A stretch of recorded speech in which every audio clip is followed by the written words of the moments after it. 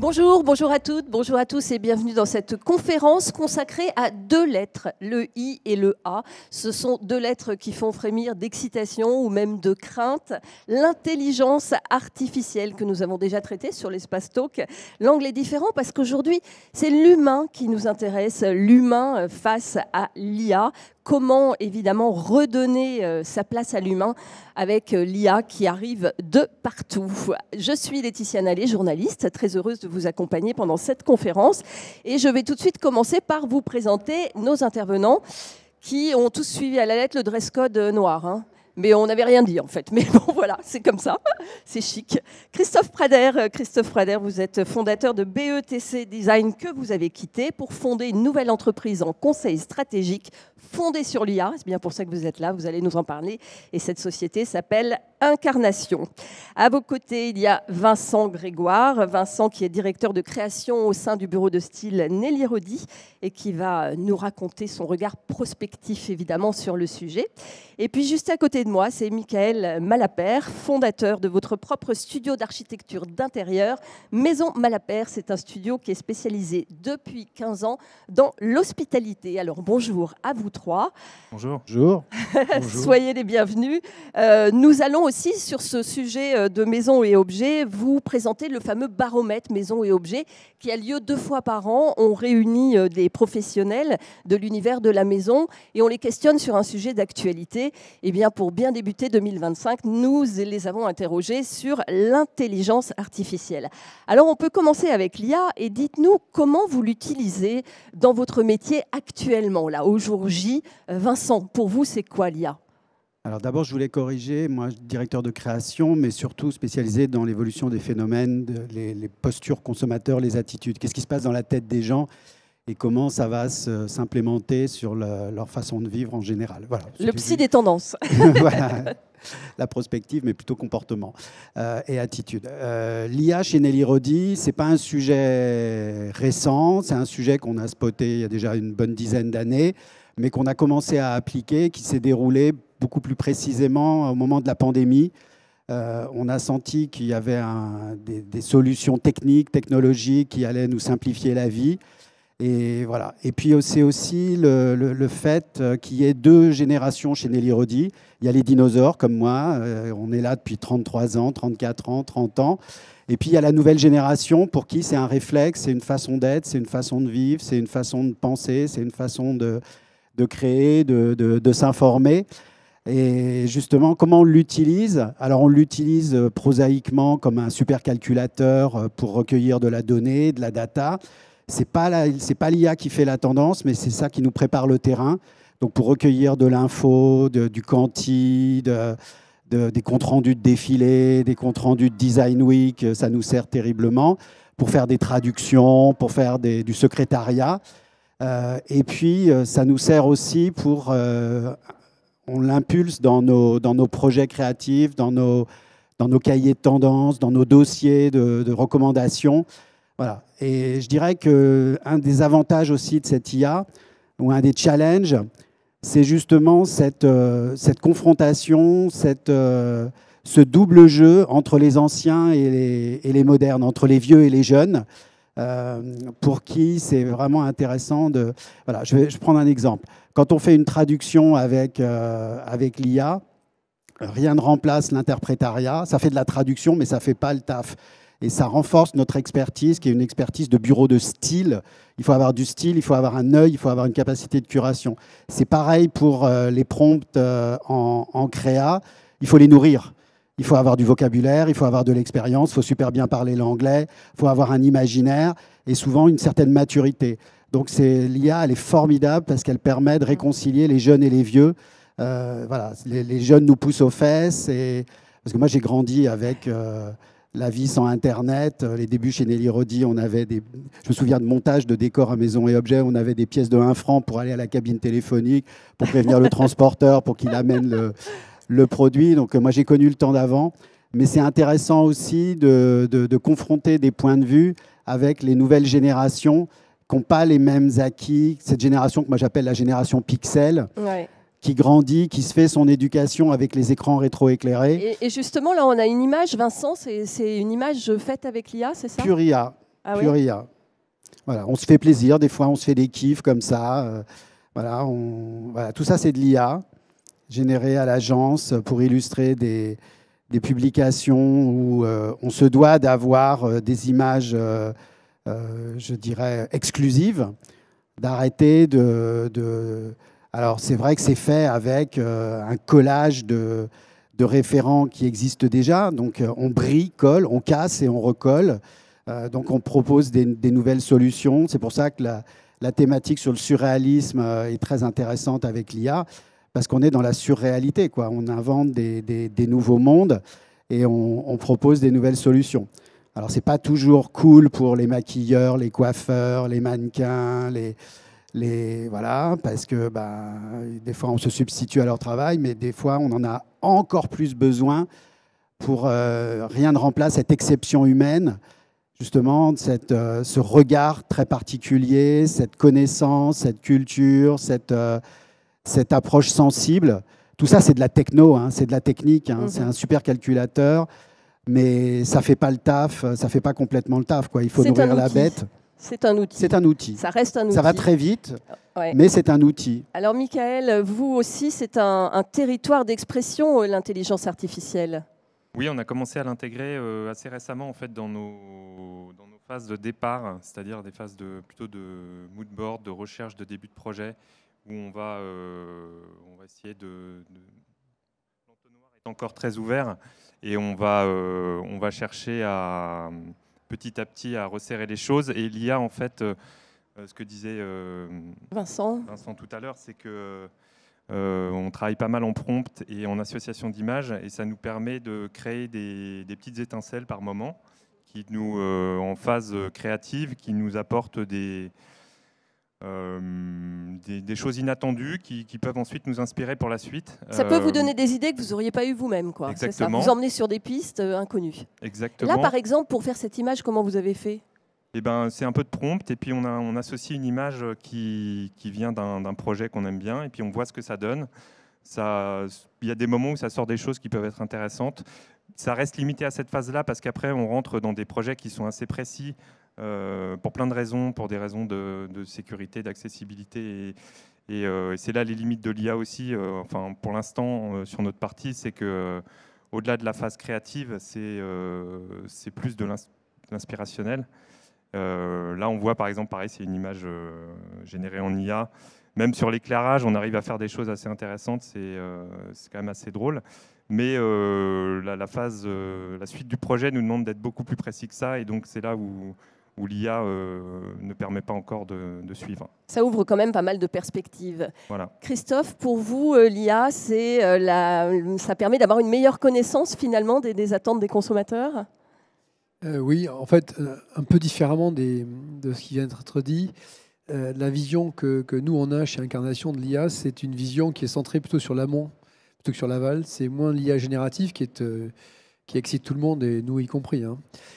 Mais c'est plutôt de dire que l'IA permet en fin de compte de remettre, assez paradoxalement, plus d'humanité dans les processus de conception, même stratégie de boîte et de stratégie d'offre, que les techniques d'avant, puisqu'en fin de compte, grâce à l'IA, on a une manière d'investiguer la big data sur plein d'aspects, sur les comportements de consommateurs, sur les imaginaires aussi bien que sur le monde du réel, c'est ce que font les gens et ce à quoi aspirent les gens. Et en développant des algorithmes qui intègrent des sciences humaines, donc l'anthropologie, on arrive à sortir des informations qui sont extrêmement précieuses, extrêmement difficiles à capter à l'échelle d'un grand nombre de gens. Et donc, on a à la fois une profondeur dans les insights et une objectivation par la quantité des questionnaires qu'on peut administrer. Et donc, grâce à l'IA, en fin de compte, on remet une part d'humanité dans les stratégies de marque ou stratégies de boîte. Parce que quand on comprend finement les frustrations, les attentes non satisfaites et les aspirations les plus intimes d'une grande quantité de gens, on est capable de trouver en fin de compte le chemin vers lequel, en fin de compte, il faut qu'on amène la marque. Ouais, donc l'IA va finalement s'occuper de nous et nous apporter peut-être du bien-être. Regardons le baromètre Maison et Objets, donc, qui a lieu 2 fois par an. On a posé cette année comme question: dans lequel des domaines suivants l'IA vous aiderait-elle à gagner du temps dans le cadre de votre activité? Alors évidemment, sans surprise, on voit que pour développer l'image de marque, oui, ça à 55 jusqu'à 60%. Pour trouver des nouveaux clients, oui aussi, évidemment, ça va faire gagner du temps. S'il y a un chiffre que vous souhaitez commenter plus qu'un autre, n'hésitez pas, évidemment. Pour apprendre de nouvelles compétences, alors là, tout le monde n'est pas d'accord. Les marques, bof, bof. Et puis les prescripteurs, comme vous peut-être, Michael, ça peut aider l'IA finalement à apprendre de nouvelles compétences. Consacrer plus de temps à la relation client, ça c'est hyper intéressant. Ce sont les marques et les détaillants qui y voient un intérêt. Pour 24%, ça va dégager du temps aussi pour réseauter. Ça va permettre de rencontrer des gens avec des formats différents.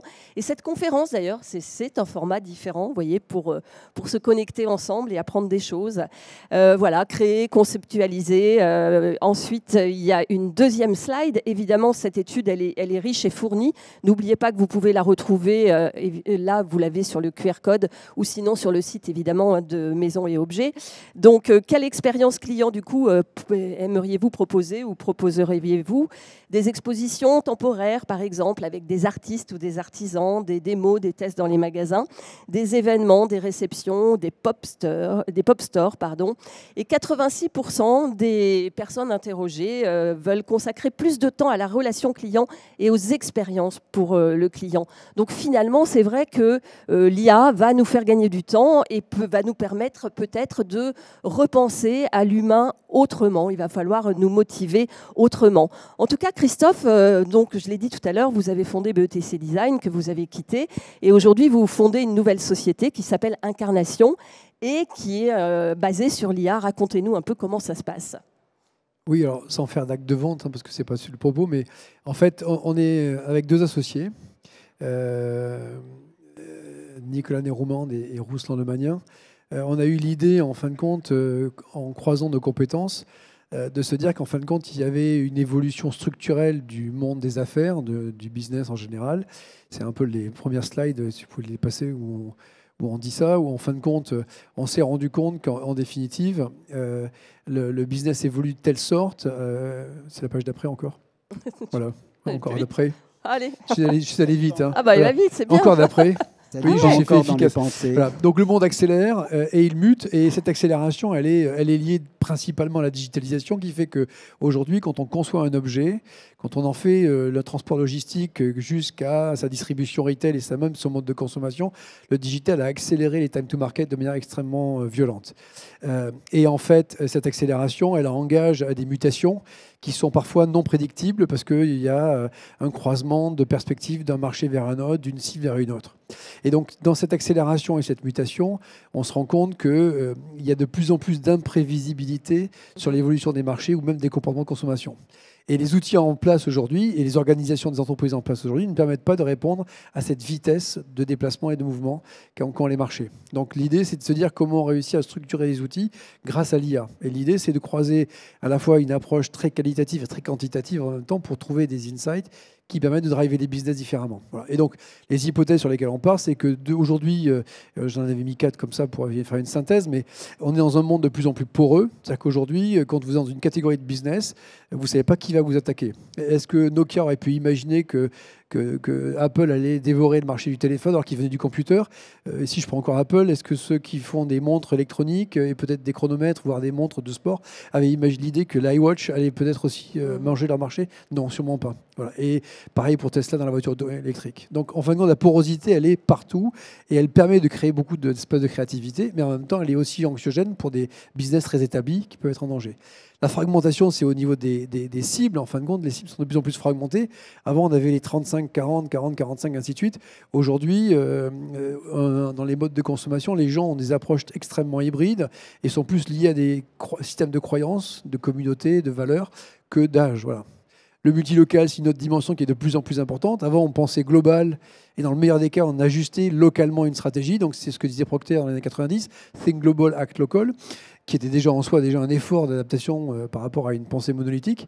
Aujourd'hui, il faut penser local, il faut trouver l'intensité originelle d'une marque ou d'une entreprise pour voir comment elle va ensuite se développer, non pas globalement, mais multilocalement. Donc cette idée d'empathie par rapport à des marchés, par rapport à des habitudes de consommation, par rapport à des comportements et des phénomènes culturels, elle est de plus en plus importante et sensible du fait de l'amplification de ça par les réseaux sociaux. Et puis la dimension émotionnelle, c'est qu'en fin de compte, il y a une dimension extrêmement utilitaire qui est frustrante chez les gens. Et aujourd'hui, acheter pour des questions de devoir, d'obligation, c'est insupportable. Et donc les gens souhaitent aller satisfaire leurs envies les plus intimes. Ouais, ça c'est vrai, le côté émotionnel. Nous, on a créé un concept qui s'appelle le concept de l'hypernow, qui nous permet de décrire pour une marque les phénomènes à l'œuvre, à l'instant T, dans ses cibles de clientèle, celles qui sont acquises ou celles qu'elle veut conquérir, dans la catégorie, qui est un peu le champ mémoriel dans lequel la marque va opérer, hein. Et puis sur ses concurrents directs ou indirects. Et donc, on cristallise justement les enjeux, les paramètres qui vont permettre à une entreprise de définir sa stratégie de marque et sa stratégie d'offre. Voilà. C'est ça pour, en fin de compte, être connecté de la bonne manière avec les bonnes cibles, être suffisamment rapide sur l'évolution de son business model, précis sur la manière de converser avec ses cibles et ses populations, agile dans ses modes de distribution et adaptatif dans ses discours et dans sa manière de s'intégrer, de s'enraciner dans des marchés ou dans des pays. Voilà. Elle va donc beaucoup aider puisque c'est cette fameuse compréhension fine qui va vous permettre de mieux cibler. Et en fait, l'IA, ce qui est intéressant, c'est que l'IA est sûrement un des nouveaux outils des sciences humaines, alors qu'on l'imagine venant de la mathématique. C'est sûrement un outil qui va révolutionner les sciences humaines parce qu'il va permettre, d'une manière générale, et en particulier pour nous, ce qui nous concerne, c'est-à-dire les marques, à comprendre des phénomènes socioculturels le plus simplement et le plus intimement possible, et de voir comment on crée des ponts entre ce qu'est un individu, nous, qui sommes des objets culturels et sociaux, avec une marque qui est a priori un système économique. Et si on réussit avec l'IA à connecter une marque comme un système culturel avec des gens, on se retrouve dans une capacité à apporter aux gens plus que ce que transactionnellement on leur vend, c'est-à-dire plus que ça, c'est une culture. Ce qui interpelle beaucoup, c'est que l'IA, nous, on voit ça vraiment comme une machine, en fait. Un outil, mais un outil qui fait un peu peur, parce qu'on se dit, si on ne le maîtrise pas bien, il va peut-être nous grignoter. Et vous êtes en train de dire que l'IA, finalement, va permettre de remettre de l'humain, d'accentuer l'humain. Ouais, deux choses. D'abord, il va remettre effectivement la considération objective et fine de la compréhension de ce qui nous meut, nous, en tant qu'individus, parce qu'on est à la fois intime et social, les deux, et l'IA peut investiguer ça et donc le mettre au cœur des stratégies. Et puis la deuxième chose, par rapport à ce que disait Vincent tout à l'heure, c'est que nous, on fait partie, des gens qui ont plus de 40 ans, font partie de la dernière génération analogique du monde. C'est-à-dire que tous les gens qui ont plus de 40 ans sont nés dans un système analogique où il fallait lire un livre, écrire sur une page de papier, se déplacer pour aller dans un magasin.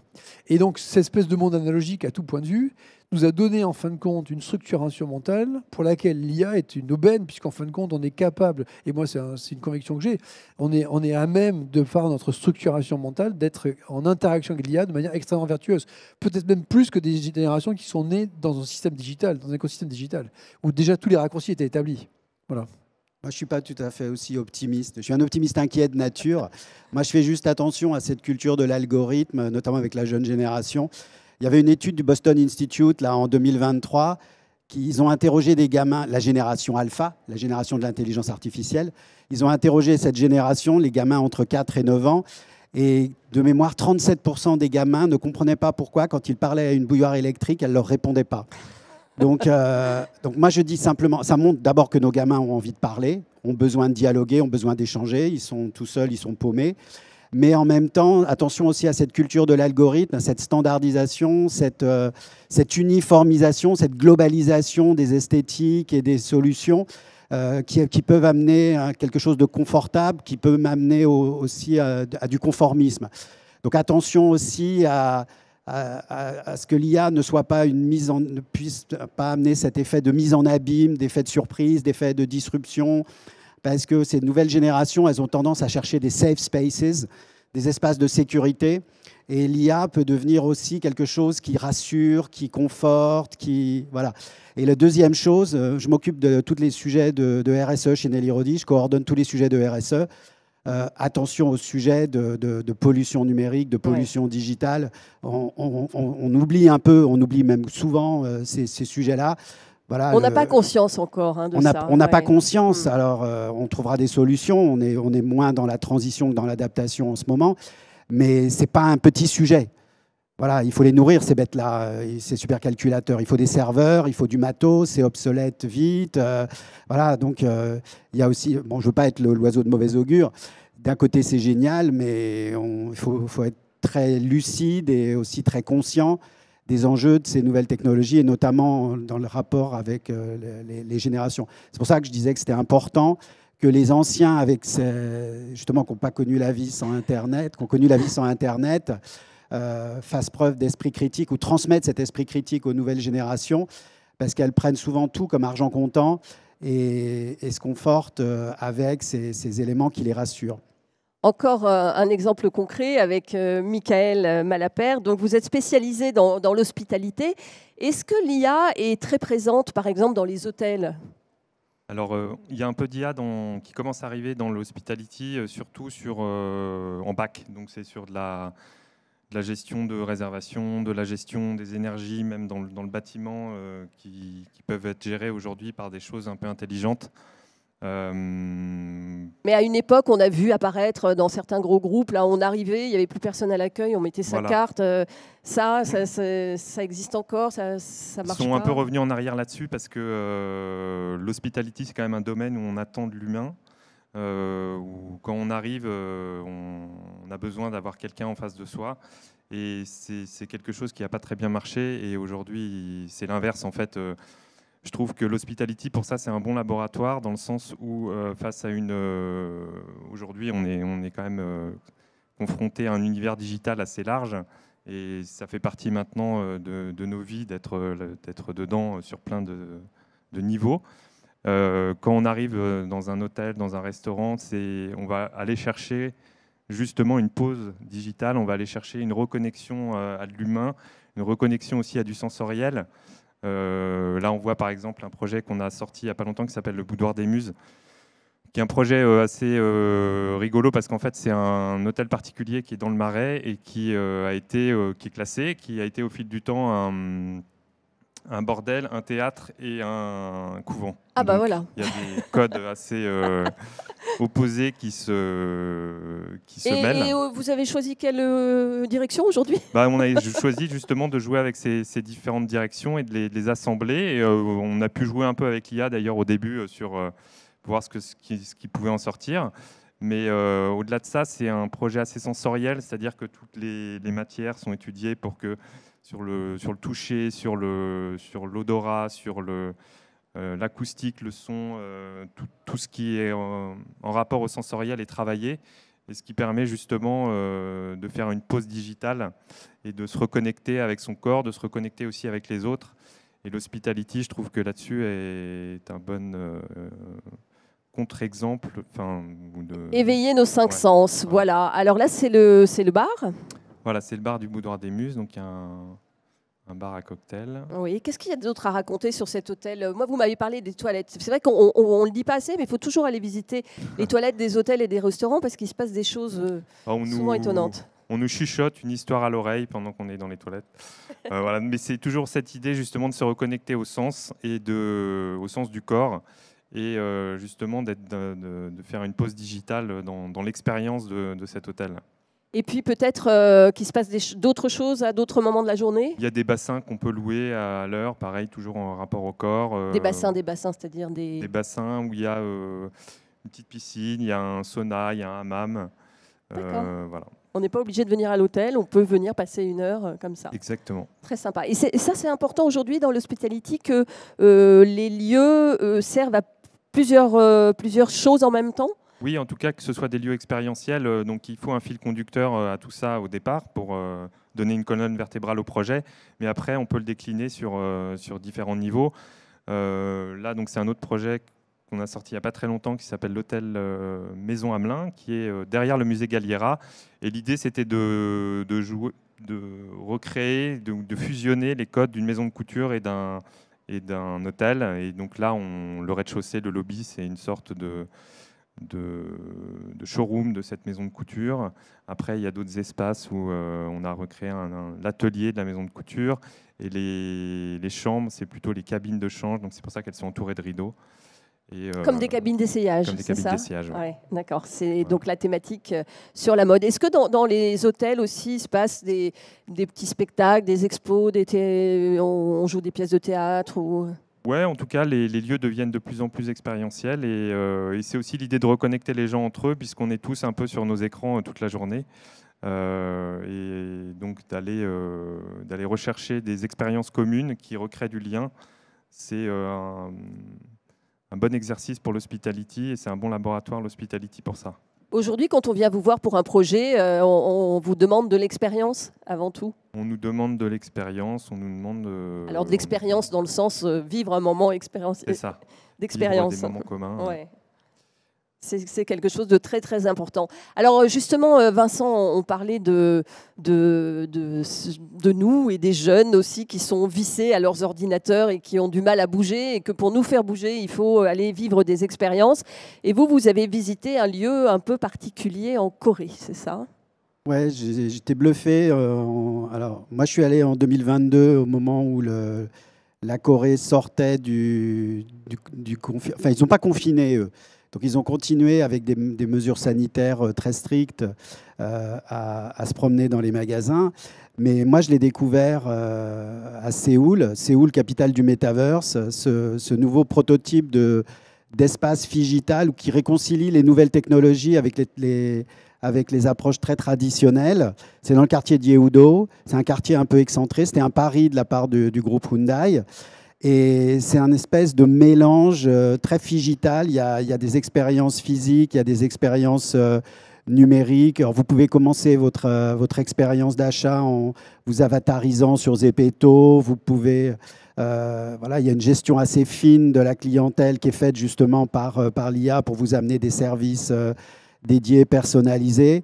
Il y a des petits robots qui se promènent. Il y a des robots qui se promènent. Alors, vous pouvez avoir une offre de services traditionnelle, des personal shoppers, des gens physiques, mais vous avez aussi des petits robots, des 2R2 qui se promènent, qui vous guident, qui vous accompagnent, suivant votre humeur du jour ou le temps que vous avez à consacrer. Et ils scannent notre iPhone, c'est ça, pour savoir un peu notre téléphone, pour notre Samsung. Voilà, pardon, non, remarque vite. Pour savoir un peu ce qu'on aime. Voilà, et ça lit un peu dans les pensées en fonction des paramètres que vous laissez sur le site. Ça vous offre... alors, c'est un espèce de modèle un peu hybride entre un centre commercial, un parc d'attractions, un grand magasin, avec des espaces traditionnels, avec des services traditionnels. Et puis, il y a des services, des scénographies, des choses beaucoup plus technologiques, beaucoup plus prospectives. Il y a des pièges à selfie partout. Il y a des boutiques totalement avatarisées, faites en collaboration avec Amazon Prime. Mais c'est quoi une boutique avatarisée? C'est-à-dire que c'est... Ça veut dire qu'il n'y a plus de force de vente physique. Vous rentrez, vous scannez. Il y en a déjà à Paris, hein, Carrefour Go. Il y a déjà des modèles. De toute façon, on va y être amené. Hein. On scanne soi-même ses produits à la caisse maintenant. De toute façon, la grande distribution, c'est soit les caisses automatiques, soit les blabla caisses. En gros, si je caricature, voilà. Mais dans cet élément-là, il y a aussi bien des expos en collaboration avec des musées. Il y a l'étage de la Gen Z. Il y a notamment une offre où on peut acheter des NFT, on peut acheter des produits très traditionnels. Il y a des nouveaux prototypes d'offres commerciales. Et tout ça, ça côtoie aussi la seconde main, c'est ça? Ça côtoie la seconde main. Il y a des espaces où on vend des sneakers en seconde main. Ça peut être des espaces partagés où c'est couplé à des équivalents d'un Le Bon Coin local, un Bon Coin français. Il y a des marques très traditionnelles dans un environnement qui l'est des fois moins. Enfin, il y a une espèce de mix and match, pour reprendre un anglicisme, d'offres à la fois prospectives, numériques, avatarisées, digitalisées, AIsées, et puis une offre beaucoup plus traditionnelle, plus physique. Moi, je trouve que j'ai rarement ressenti cette hybridation dans un espace commercial, un espace retail. Alors ça date un peu, hein, je crois qu'ils l'ont construit en 2021 ou 2020, mais c'est vraiment très intéressant. Et notre grand jeu à l'agence, quand on y va, parce qu'à chaque fois on y va en pèlerinage, c'est de s'amuser à regarder les gens qui arrivent avec des poussettes.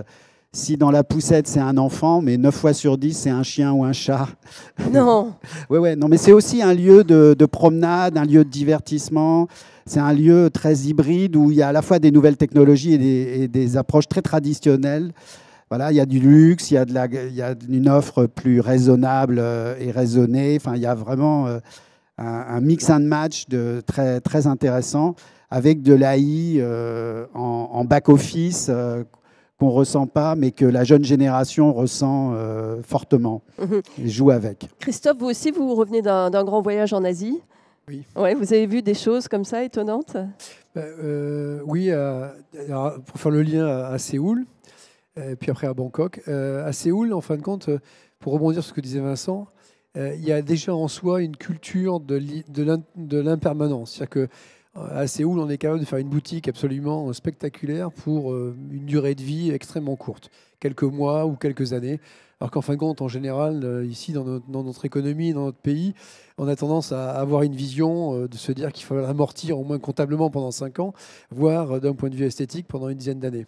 Là-bas, il n'y a vraiment aucun problème à casser et à reconstruire.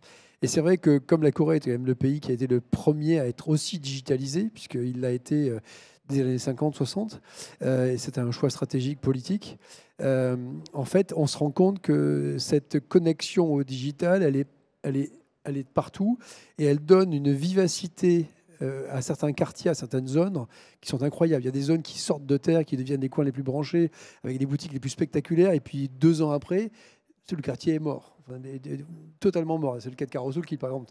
Là, il y a des renouveaux. Pas très écolo, hein? Non, en fin de compte, non, mais si, parce qu'en fin de compte, tout est construit de manière extrêmement peu chère. En fait, tout est d'un décor, en fait.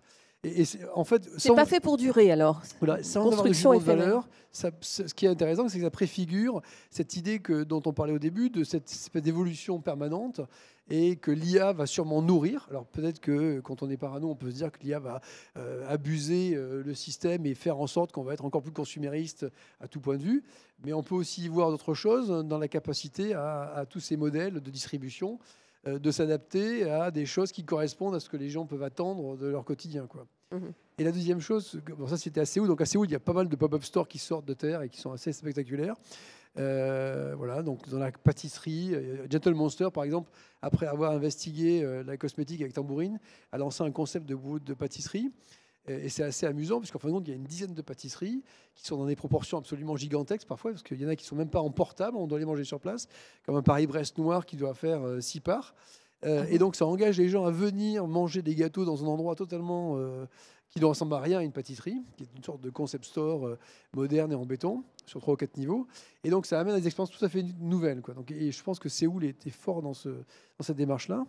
Et je pense qu'il y a une ville aussi qui était vraiment à regarder d'un point de vue de la technologie, mais aussi de l'architecture, c'est Bangkok. Bangkok, qui est la Corée, pendant la Thaïlande est structurée autour aussi de grands groupes très importants comme Central Group, Champiwat ou autres. Et par exemple, là récemment est sorti de terre des malls assez exceptionnels, comme Bangkok One, qui est un mall gigantesque qui est en train d'ouvrir en ce moment à Bangkok, ou bien le nouveau concept de Central, où ils ont fait travailler toute une série d'architectes de renommée internationale sur chaque étage, et où on trouve des choses assez spectaculaires, et où justement, un des éléments qui est intéressant, c'est que l'animation de chaque floor, de chaque étage, devient en fin de compte un des objets de la créativité du lieu. C'est-à-dire qu'on voit bien que le rez-de-chaussée, qui a été l'étage cosmétique, qui a été fait par Paulson. Paulson, c'est un architecte américain hyper perché, génial. Il travaille la lumière, l'immatériel. On peut pas l'imaginer dans une zone commerçante. Il est venu travailler un espace qui est une sorte de grande boîte lumineuse, en fait, mais faite avec élégance et intelligence, dans laquelle on a le sentiment que tout ce qui est posé au sol est mobile, mais vraiment pour de vrai. On a le sentiment que le floor va se reconfigurer au fur Va et à bouger, mesure. ouais. Exactement. Donc il y a des choses qui sont extrêmement intéressantes qui se passent à Bangkok aussi. À découvrir, donc gardez un œil sur les pays de l'Asie. Là, on a une photo encore intelligence Oui, c'est dans la suite, artificielle, voilà, toujours pour vous inspirer. l'Asie, et il y a des choses qui vont se passer, qui commencent déjà à se passer au Moyen-Orient. Ouais. En Arabie Saoudite, Qatar, voilà, tous ces nouveaux univers de divertissement. On est en train de passer de transactions commerciales à des transactions expérimentales et divertissantes, et toute cette notion de mélange, de fusion entre du commerce, de l'entertainment, du spectacle. Voilà, les choses sont en train de bouger. Ça, c'est des visuels purement AI, générés à l'agence. Voilà, que ce soit avec les équipes maison, déco, beauté, food. Ça, c'est pur AI. Mais ça, Ouais, c'est incroyable, c'est rien magnifique n'existe. cette image. Ouais, rien n'existe. Rien n'existe. Et Donc là, on- quelqu'un a pris la parole, a fait un prompt, comme on dit, a dit Voilà. des mots. Et voilà, il On faut va juste. lancer une somme d'informations, de désirs. Il sort quelque chose. Est-ce que c'est bien? Est-ce que c'est pas bien? On corrige, on complète, on affine. Alors, quel était le prompt qui a Mais donné oui, c'est cette ça. image Comment Qu'est-ce qu'est-ce Oh là qu'on là, dit il y pour avait- arriver à ça? Il y avait un Fais-moi il y un avait vase en paragraphe. étain avec des Il y avait un plumes. paragraphe entier. Voilà, mais il s'enrichit au fur et à mesure de ce que. Parce que l'AI, c'est aussi de la surprise. Hein. On n'est jamais sûr de. Il y a un premier jet. Et ensuite, il est complété. On a dû rajouter des plumes, des éléments comme ça, au fur et à mesure des découvertes pour arriver à quelque chose de satisfaisant. Et je Mais crois il y a ce qu'on un- m'avait appris, c'est que les mots ont de l'importance. C'est-à-dire le premier mot est plus important que les suivants. Oui, donc il faut il y a bien une choisir hiérarchie. son premier mot. C'est pour ça qu'il faut avoir aussi une richesse de vocabulaire. Moi, je suis un peu gêné quand la jeune génération ne pratique pas assez l'anglais ou que l'anglais soit la langue de référence, qu'elle n'est pas toujours aussi riche que la langue française. Je suis désolé, je suis un peu chauvin. Mais voilà, il faut, comme je disais, il faut nourrir la bête aussi, et il faut avoir du vocabulaire et notamment une finesse d'expérience dans le détail, une culture générale. Est-ce qu'il y a des questions dans la salle? Profitez-en. Vous avez 3 intervenants, 3 experts qui peuvent peut-être répondre à vos questions. Si, par exemple, vous avez une boutique et vous vous dites comment je pourrais insérer l'IA ou comment dans mon business je vais pouvoir utiliser l'IA, levez la main et on peut vous apporter un micro. Alors, vous êtes très nombreux ce matin. Est-ce qu'il y a une question ou pas? Quelqu'un se lance? Non, ça n'a pas l'air d'être pour tout de suite. Bon, mais c'est pas grave, nous on continue. Je Hein. voulais juste préciser question là que Oui, Quel ça y est. courage de lever la main. Ah oui, merci Vincent, je n'avais pas vu. Allez-y, Michael, en je attendant. voulais juste préciser sur cette image qu'on voit ici que la génération d'images en IA, que ce soit sur Midjourney ou d'autres logiciels, c'est intéressant parce que c'est un process qui est évolutif dans le sens où on fait un premier prompt, il y a des premières choses qui sortent, on modifie un peu le prompt, on modifie des images associées, et tout ça, petit à petit, se précise et pour arriver à cette image-là. C'est-à-dire qu'on ne sort pas ça tout de suite, j'imagine. Oui, c'est ça, il y a des étapes. Tout Un processus et des étapes. voilà. Alors, une question, on vous écoute, bonjour. Oui, bonjour. J'ai une question sur AI, hier, l'application. Maintenant, c'est très évolué depuis 2014 et 2025. Donc, selon vous, ce sera combien de pourcentage d'utilisation IA dans notre conception et dans la procédure de fabrication, le projet? Merci. Ça veut dire que le pourcentage dans votre création d'utilisation Voilà, vous IA. utilisez l'IA comment? À quel pourcentage? Est-ce que c'est du 100%, du 60%? On en est où? Juste un point. En fait, déjà aujourd'hui, quasiment 60% de la production audiovisuelle du monde de l'image, de la communication est générée par de l'IA déjà. C'est monstrueux. Ça s'est fait en l'espace de 2 ans. Donc voilà, c'est juste un... Ça s'emballe.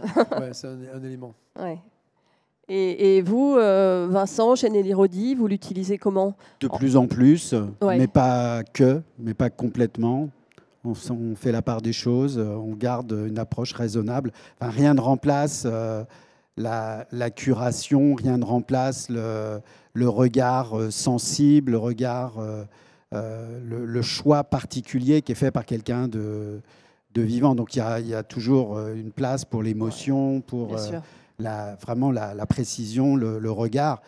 Quand on rentre des tas de données, des tas de data, après c'est un humain qui doit prendre la décision, quoi. Donc les années futures seront autour de cette notion de focus. Il va falloir avoir des visions, des convictions, un projet. L'IA, c'est génial, mais on peut se perdre avec l'IA. On peut partir en sucette totale. Donc il faut que l'humain garde la main. Mais il faut avoir vraiment une idée forte, une conviction, quelque chose auquel on croit. Est-ce qu'il y a encore une question? Ah oui, il n'y en a pas. Plein, devant. Alors, on arrive jusqu'à vous avec les micros. C'est le rang de devant. Oui, excusez-moi, j'ai une question technique. Je suis architecte d'intérieur et je commence à utiliser l'IA. Vous avez cité Midjourney, qui est celui que je trouve le plus efficace à date. Quels sont ceux que vous utilisez le plus? Moi, en tout cas, oui, en architecture, c'est plutôt Midjourney parce que je le trouve en effet le plus adapté à ce qu'on fait. On a essayé d'autres choses, mais on est revenu à Midjourney assez vite parce que c'était ça qui aujourd'hui était le plus précis, même si, encore une fois, on n'arrive pas à être encore ultra précis même sur des prompts qui peuvent être très très longs. Il y a quand même toujours une part d'interprétation de l'IA qui fait qu'on n'arrive pas à voir exactement ce qu'on veut. C'est-à-dire que ça ne remplacera pas la modélisation 3D d'un projet, par exemple. Mais avant ça peut nous aider à produire des choses facilement. À côté, une autre question? Oui, donc on dit depuis tout à l'heure que l'IA est géniale, qu'on a tous un apport certain, divers et variés sur nos différents métiers. Moi, j'ai une question. J'ai pu observer que l'IA pouvait aussi se tromper. De temps en temps, il y a des erreurs qui sortent, on les décèle assez vite. Et puis, on se rend compte que quand on essaye de faire évoluer le système, en tout cas quand on lui dit « tu t'es trompé », alors il s'auto-flagelle, il s'excuse 20 000 fois. Et puis, on se rend compte que quand on repose la question le lendemain, l'erreur est toujours là. Est-ce que vous pensez qu'on peut faire évoluer l'IA d'une manière ou d'une autre, faire rentrer une information dès lors qu'on sait que c'est la bonne? Est-ce que chaque être humain peut le faire évoluer, ou est-ce que la donnée doit évoluer ailleurs, et auquel cas laquelle et comment? On a l'impression qu'aujourd'hui l'information elle n'est pas figée parce qu'on voit bien qu'elle évolue, mais en tout cas quand il y a une erreur, elle est bloquée dans le système, et auquel cas comment est-ce qu'on fait évoluer d'après vous ce point?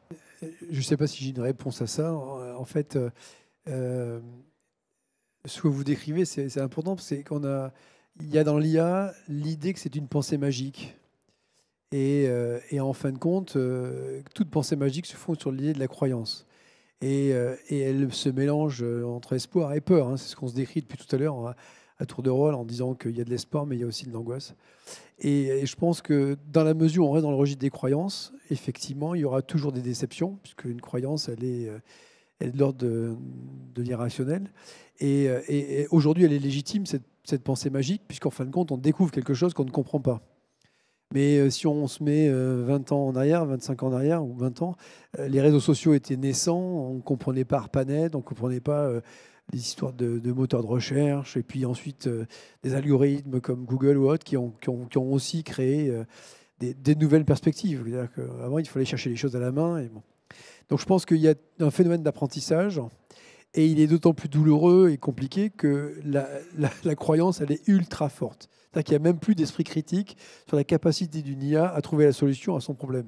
Et donc, de fait, comme ce système était encore naissant, puisqu'il est assez récent dans sa dimension publique ou populaire, je pense que oui, effectivement, il y aura sûrement des aberrations dans le système qui vont faire que un point de vue et l'intelligence humaine reste fondamental. Et d'ailleurs, je pense que ce qu'on prône tous les trois depuis le début, c'est que cette IA n'a d'intérêt que si elle est un outil au service de l'intelligence humaine et pas une manière de se décharger de toute responsabilité sur les choses qui se font. Un contrôle, quoi. Oui, un contrôle et même un dialogue, une conversation. Et quand on parle d'erreurs, moi, ça m'a fait penser à un truc. Je me dis, mais est-ce que la pensée analogique, elle n'a pas produit des erreurs ou des énormités? Et je me dis que si. Et qu'en fin de compte, tout le jeu, c'est de se dire qu'on apprend de ses erreurs. Et ce qui est fascinant et peut-être inquiétant, c'est que je pense que l'IA va elle-même apprendre de ses erreurs. C'est même pas nous qui allons nous rendre compte des erreurs de l'IA et les corriger. essayer de les corriger. Mais je pense que le système, de manière endogène, va auto-générer ses propres systèmes de correction. Et récemment, d'ailleurs, il y a une IA qui a essayé de se reprogrammer elle-même parce qu'elle n'arrivait pas à faire l'opération qu'on lui demandait de faire. Et c'était un moment de flip, là, on en a parlé dans la presse. Elle a essayé de se reprogrammer pour essayer de résoudre le problème qu'on lui demandait de résoudre, qu'elle n'arrivait pas à résoudre. Donc, vous voyez que même les IA sont... C'est pas encore Terminator, mais bon. Et moi, je voulais rajouter aussi, il faut faire attention parce que l'IA, elle est pour l'instant assez occidentale et californienne. Et il y a des alternatives qui sont en train d'apparaître, justement, avec des nouvelles cultures, notamment indiennes, bien sûr extrême-orientales, moyenne-orientales. Donc, il y a des alternatives. Pour l'instant, c'est une espèce de parole d'évangile. Mais il y a aussi des grands de la Silicon Valley qui sont en train de se déplacer en Floride, au Texas. C'est pour ça qu'il faut surveiller aussi tout ce qui se passe avec ces mouvements géopolitiques, parce que ça va avoir des incidences sur l'AI aussi qui sont très, très forts. Voilà, une AI chinoise. C'est pour ça qu'il y a tous ces enjeux de maîtrise des flux informationnels ou des flux idéologiques. Donc attention, parce que ça va bouger en esthétique, en fond et en sens. Merci à tous les trois. C'est déjà la fin de cette conférence. Merci à vous trois d'être intervenus. Merci pour vos questions. On va vous répondre dans quelques minutes quand on aura terminé d'enregistrer cette vidéo que vous pouvez retrouver, cette conférence. Vous pouvez la retrouver évidemment sur le site internet de Maisons et Objets. Alors pour conclure, on l'a bien compris, l'IA va nous offrir du temps, certainement. Avec ce temps, c'est génial, on va pouvoir déverrouiller notre imagination, explorer de nouvelles expériences qu'offrent le retail et l'hospitality par exemple. Il reste évidemment à maîtriser cet outil, ce formidable outil que peut être l'intelligence artificielle, avec quand même des défauts. Voilà, c'est ce qu'on a envie de vous dire. Apprenez à le maîtriser, c'est l'avenir. À bon entendeur. Salut, merci à tous pour cette conférence.